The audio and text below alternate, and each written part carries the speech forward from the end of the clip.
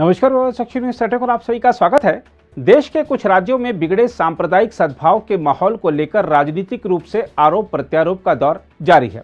अब तक विभिन्न पार्टियों के नेता इस मुद्दे को लेकर बयानबाजी कर रहे थे, लेकिन अब सीधा मुकाबला बीजेपी अध्यक्ष जेपी नड्डा और कांग्रेस अध्यक्ष सोनिया गांधी के बीच होने लगा है।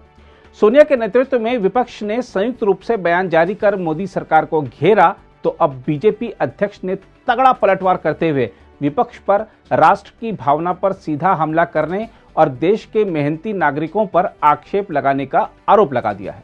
नड्डा ने देश के नागरिकों के नाम लिखे एक पत्र में कहा है कि विपक्षी दलों की वोट बैंक की राजनीति, विभाजनकारी राजनीति और चयनात्मक राजनीति की परखी गई, या मुझे कहना चाहिए कि धूल में मिली और जंग खा चुकी सोच अब काम नहीं कर रही, क्योंकि प्रधानमंत्री मोदी द्वारा सबका साथ, सबका विकास, सबका विश्वास और सबका प्रयास पर जोर दिए जाने से भारतीय सशक्त बन रहे हैं तथा उन्हें और ऊपर उठने के लिए पंख मिल रहे हैं।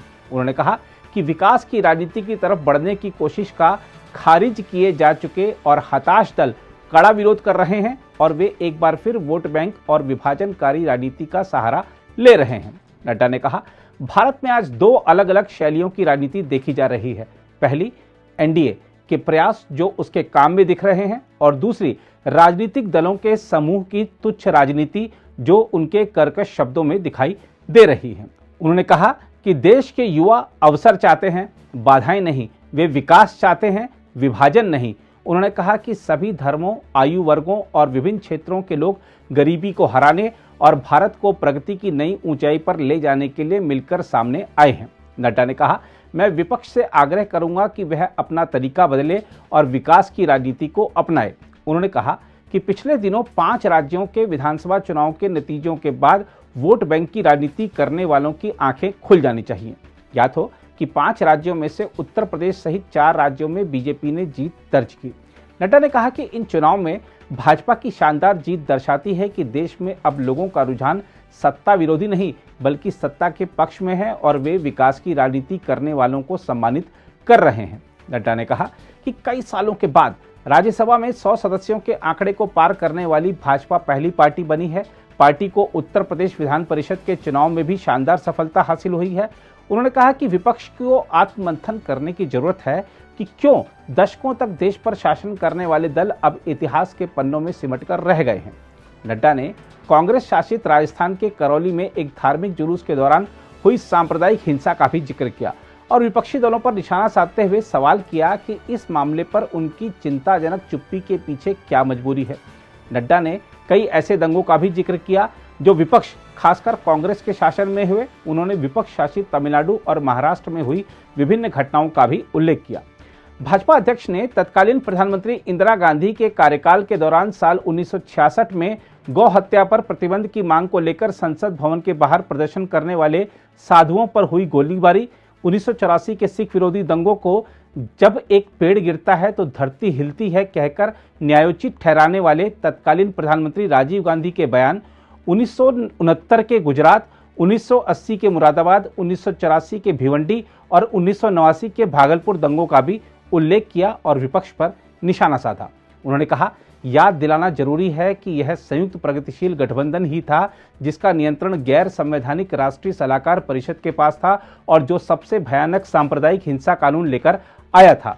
वोट बैंक की राजनीति के खातिर संपर्क इस स्तर तक गिर गया था। इसी प्रकार दलितों और जनजातियों के खिलाफ सबसे अधिक हत्याकांड भी कांग्रेस के ही शासन में हुए।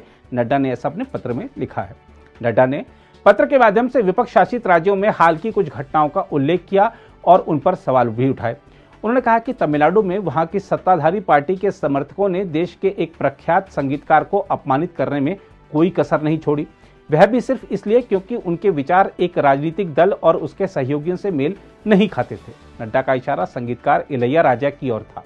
राजा ने प्रधानमंत्री नरेंद्र मोदी की तुलना बाबा साहेब भीमराव अंबेडकर से की थी। इसे लेकर समाज के कुछ वर्गों ने नाराजगी जाहिर की थी। बीजेपी अध्यक्ष ने कहा, क्या यह लोकतांत्रिक है? किसी के विचार अलग हो सकते हैं, फिर भी हम साथ रहते हैं, लेकिन अपमान का रास्ता क्यों? महाराष्ट्र के कुछ मंत्रियों को केंद्रीय एजेंसियों द्वारा भ्रष्टाचार और उगाही के साथ ही अपराधियों से सांठगांठ के आरोप में गिरफ्तार किए जाने का उल्लेख करते हुए नड्डा ने सवाल किया कि क्या यह चिंताजनक नहीं है कि देश की वित्तीय राजधानी में एक ऐसा गठबंधन है जिसके मंत्रियों में उगाही की प्रवृत्ति है। नड्डा ने कहा कि भारत का विकास एक अहम पड़ाव पर है और इसकी अर्थव्यवस्था को खुली और पारदर्शी के रूप में देखा जा रहा है। उन्होंने कहा कि हाल ही में हुए सुधारों से आर्थिक समृद्धि बढ़ी है और तेजी से गरीबी मिट रही है। नड्डा ने कहा कि देश जब 2047 में अपनी आज़ादी की 100वीं वर्षगांठ मनाएगा तब वह कैसा होगा, इसके बारे में सोचना और योजना बनाने का यह अवसर है। दूसरी ओर विपक्ष के सरकार पर लगाए जा रहे आरोपों की बात करें तो हम आपको बता दें कि विपक्ष के 13 नेताओं ने देश में हुई हालिया सांप्रदायिक हिंसा और घृणापूर्ण भाषण संबंधी घटनाओं को लेकर शनिवार को गंभीर चिंता जताई थी और लोगों से शांति और सद्भाव बनाए रखने की अपील की थी। संयुक्त बयान में 13 विपक्षी दलों के नेताओं ने कहा था, हम प्रधानमंत्री की चुप्पी को लेकर स्तब्ध हैं, जो कि ऐसे लोगों के खिलाफ कुछ भी बोलने में नाकाम रहे जो अपने शब्दों और कृत्यों से कट्टरता फैलाने और समाज को भड़काने का काम कर रहे हैं। विपक्षी नेताओं ने कहा कि यह चुप्पी इस बात का तथ्यात्मक प्रमाण है कि इस तरह के निजी सशस्त्र भीड़ को आधिकारिक संरक्षण प्राप्त है। एकजुट होकर सामाजिक सद्भाव को मजबूत करने का अपना संयुक्त संकल्प जताते हुए विपक्षी नेताओं ने कहा था, हम उस जहरीली विचारधारा से मुकाबले करने संबंधी अपने संकल्प को दोहराते हैं जो कि हमारे समाज में फूट डालने की कोशिश कर रही है। विपक्ष के नेताओं ने कहा था कि भोजन, वेशभूषा, आस्था, त्योहारों और भाषा जैसे मुद्दों का इस्तेमाल सत्ता प्रतिष्ठान द्वारा समाज का ध्रुवीकरण करने के लिए किया जा रहा है। यह बयान कांग्रेस अध्यक्ष सोनिया गांधी, राष्ट्रवादी कांग्रेस प्रमुख शरद पवार, पश्चिम बंगाल की मुख्यमंत्री ममता बनर्जी, तमिलनाडु के मुख्यमंत्री एम.के. स्टालिन और झारखंड के मुख्यमंत्री हेमंत सोरेन समेत 13 नेताओं ने जारी किया था। लेकिन विपक्ष के नेताओं के संयुक्त बयान में तेलंगाना के मुख्यमंत्री केसीआर को शामिल नहीं किया गया था, जिससे विपक्ष बटा हुआ नजर आ रहा है। अगर आप भी लेना चाहते हैं देश दुनिया की तमाम जानकारी तो आज ही सब्सक्राइब करें हमारे चैनल को। साथ ही नीचे दिए बेल आइकन को जरूर दबाएं ताकि हर अपडेट आप तक पहुंच सके।